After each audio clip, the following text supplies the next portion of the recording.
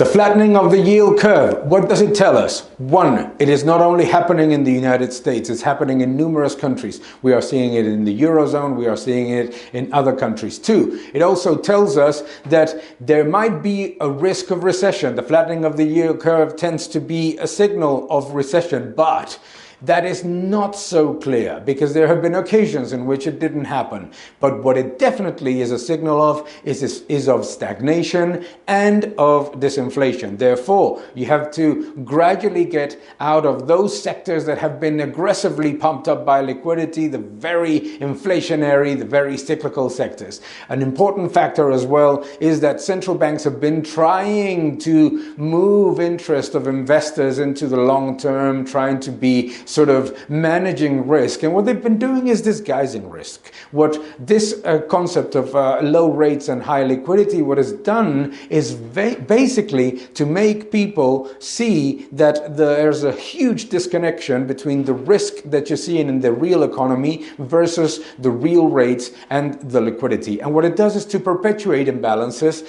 perpetuate overcapacity, and zombify the economy. Therefore, the risk of stagnation and the risk of disinflation is very high in the Eurozone, is very high also in Japan, and is a little bit higher than it was before in the United States, but not as aggressive.